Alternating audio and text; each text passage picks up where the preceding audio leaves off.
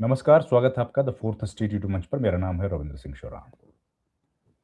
आज लोकसभा में वो हुआ जो इसके पहले शायद कभी नहीं हुआ होगा। नेता प्रतिपक्ष राहुल गांधी ने आज प्रधानमंत्री मोदी के चरित्र के बारे में जिक्र कर दिया। उन्होंने साथ ही राजनाथ सिंह डिफेंस मिनिस्टर के चरित्र का भी सवाल उठा दिया और इतना कहना था कि उसके बाद आप जानते ही हैं, उसके बाद जो हंगामा हुआ, जो अवरोध हुआ, जो गतिरोध पैदा किया गया, वो ऐसा शायद हम लोगों ने कभी देखा नहीं।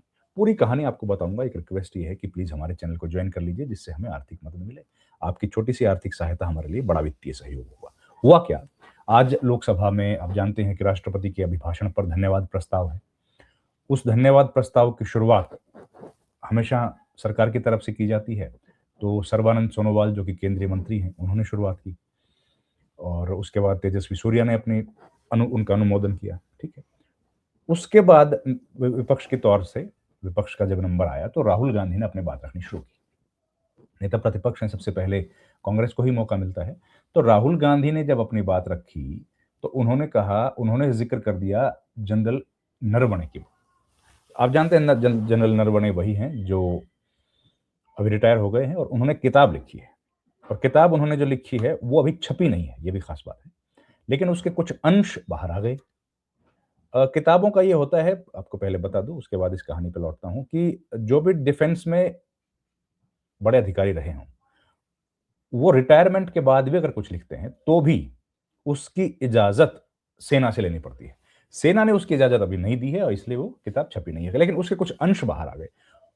राहुल गांधी ने पहले उस किताब को कोट करने के लिए कहा। ये किस बारे में बोल रहे थे? भारत और चीन के बारे में। जनरल नरवणे उस वक्त सेना प्रमुख थे जब हमारे को डोकलाम वाला घटनाक्रम हुआ था। तो वो डोकलाम के बारे में उन्होंने कुछ लिखा है। और वो जब कोट करने के लिए राहुल गांधी खड़े हुए तो उस तरफ से राजनाथ सिंह खड़े हो गए और उन्होंने कहा कि ये सब झूठ है। अब उन्होंने कहा कि मुझे बोलने तो दो, झूठ क्या है सच क्या है बाद में बता देना। फिर आप जानते हैं कि उसके बाद अमित शाह खड़े हुए, उसके बाद ओम बिरला तो बोलने ही नहीं दे रहे थे, किरण रिजिजू खड़े हुए और प्रधानमंत्री मोदी लगातार सन्नाटे में वहां बैठे हुए थे। राहुल गांधी ने कहा कि ये जो सवाल है जो मैं बोल रहा हूं वो बोल रहा हूं, उसमें भारत का जिक्र नहीं है, उसमें चीन का जिक्र नहीं है, उसमें जिक्र है प्रधानमंत्री नरेंद्र मोदी और राजनाथ सिंह के कैरेक्टर के बारे में। अब इतना कहना था कि पूरा जो सदन है, सदन में मतलब जो सत्ता पक्ष है या जो ट्रेजरी बेंच जिसको हम लोग बोल सकते हैं बड़ी आसानी से, वो ट्रेजरी बेंचेस में हंगामा मच गया। वहां पर पूरा हाल हो गया और सब लोग जोर जोर से चिल्लाने लगे। अब राहुल गांधी ने कहा कि भाई इसमें चिल्लाने की क्या बात है? आप लोग यहां बैठकर बार बार कहते हैं, आप लोग ये कहते हैं कि भाई हम लोग जो है वो ओपोजिशन को आप कहते हैं कि देशद्रोही है, सब इस तरह के शब्दों का उपयोग करते हैं। अमित शाह को उठना पड़ा। अमित शाह बोले कि हम लोगों ने कभी नहीं कहा कि विपक्ष देशद्रोही है। अमित शाह ने कहा कि हम लोगों ने कभी नहीं कहा। अब देखिए किस तरह का माहौल इस देश में बना दिया गया है और ये सब चर्चाएं हुई। अब पहले सदन की कार्रवाई को 1 घंटे के लिए अर्जन किया गया, 3 बजे तक। उसके बाद अब 4 बजे तक फिर अर्जन कर दिया गया। और पूरी घटना ये थी कि राहुल गांधी को बार बार नियम बताए जा रहे थे। राहुल गांधी ने कहा कि मुझे आप नियम बता रहे हैं तो आप नियम सत्ता पक्ष को भी बता दीजिए। जो ट्रेजरी बेंचेस हैं उनको नियम क्यों नहीं बताते? उनके लिए अलग नियम है, हमारे लिए अलग नियम है। आप मर्यादा की बात करते हैं अध्यक्ष जी, हमारे लिए अलग मर्यादा, उनके लिए अलग मर्यादा। वो लोग जो भी बोलें, लेकिन अगर हम लोग उस बात को दोहराएंगे या हम लोग उस बार बात कहेंगे तो आप बोलने नहीं देते। तो बहुत छींटाकशी हुई। इससे हम लोगों को एक और बात समझ आई कि जो स्पीकर अध्यक्ष हैं, अध्यक्ष जो हैं स्पीकर, अब उनका भी, और राहुल गांधी बात तो कर रहे थे प्रधानमंत्री के कैरेक्टर के बारे में या बात कर रहे थे डिफेंस मिनिस्टर के कैरेक्टर के बारे में, और इससे कैरेक्टर जाहिर हो गया किसका? स्पीकर का। स्पीकर ने जिस तरीके से बात कर रहे थे और जिस तरीके से लगातार एक सरकार के भोंपों की तरह जो बोल रहे थे, हालांकि सरकार इनका काम होता है कि ये निष्पक्ष रहें, चुप रहें और अपनी तरफ से कुछ ना बोलें, जो सदन की कार्रवाई चल रही है वो चलने दें। तो राहुल गांधी जब ये बातें बोल रहे थे तो आसंदी बहुत परेशान लगे। होना चाहिए था उनको निष्पक्ष, उनको एक तरफ की बात नहीं करनी चाहिए थी, लेकिन हुआ उल्टा। अभी थोड़ा सा सुनिए, उसके बाद पूरी डिटेल बताता हूं। हम तो सोचे राहुल गांधी की तरह सुधर गए होंगे, वो सुधरना नहीं है, सेम चीज रिपीट कर रहे हैं। ये तो रिलीज हो चुके हैं। सदन को चलने दीजिए। कहने के लिए बहुत बातें हैं sir. It's a matter of national security. Rahul Gandhi ने कहा कि राष्ट्रीय सुरक्षा का मामला है, ये ना प्रधानमंत्री मोदी से जुड़ा है, ना भारत और चीन का है, ये अंतर्राष्ट्रीय सुरक्षा, भारत की सुरक्षा का मामला है, तो इस पर मुझे बोलने दिया जाए। It's a matter of national security. Chinese forces were right in front of our forces. Chinese forces, our forces had taken Kailash Ridge, sir, in eastern Ladakh. Chinese forces. मैं व्यवस्था चाहता हूँ। ये देखिए, ये जो बात राजनाथ सिंह खड़े हो गए। जो नेता प्रतिपक्ष कह रहे हैं, इसकी जानकारी उनको कहां से प्राप्त हुई, इसके आधार क्या है, मैं जानना चाहता हूँ। पूरी तरह से काल्पनिक बातें यहाँ पर सदन की समस्या, पूरे सदन को गुमराह, केवल सदन को ही नहीं बल्कि सारे देश को यह गुमराह करना चाहते हैं। इसलिए मैं आपसे अनुरोध करूंगा कि इस विषय पर बोलने से रोका जाए। राजनाथ सिंह खड़े हो गए। राजनाथ सिंह ने कहा इनको मत बोलने दीजिए। देखिए, सबसे पहले किरण रिजिजू खड़े हुए, फिर से सुनिए।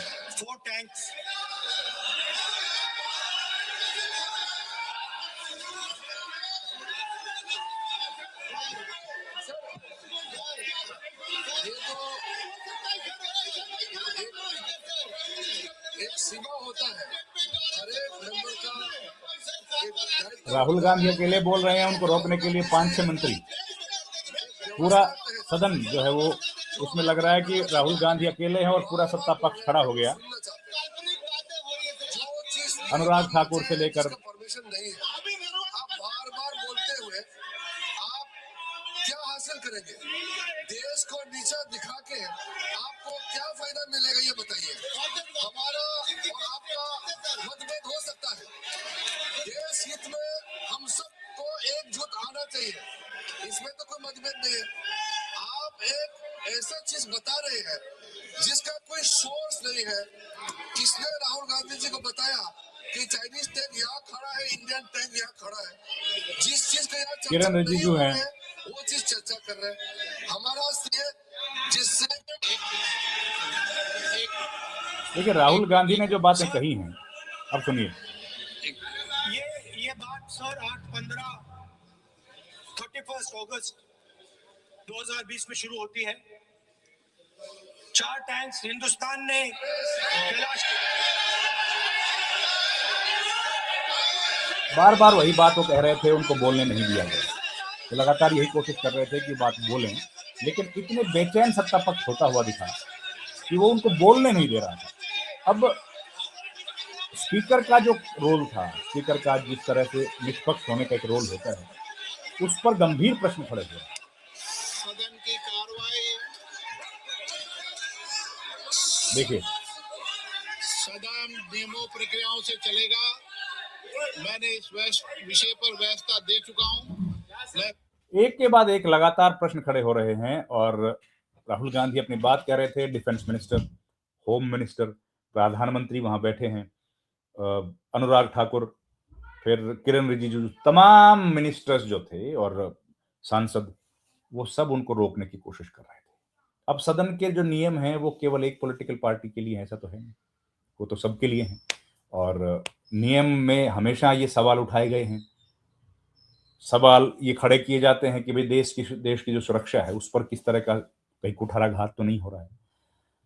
कई तरह के नियमों का हवाला दिया गया, लेकिन नियम तो ये भी है और परंपरा तो ये भी है कि सदन के जो स्पीकर होते हैं वो खामोश रहते हैं, वो चुप रहते हैं और उनका कोई मतलब नहीं है, वो केवल जरूरत पड़ने पर अपनी व्यवस्था देते हैं। लेकिन यहां पर तो एक शब्द बोलने नहीं दी जा रहा था, राहुल गांधी को एक शब्द नहीं बोलने दे रहे थे स्पीकर।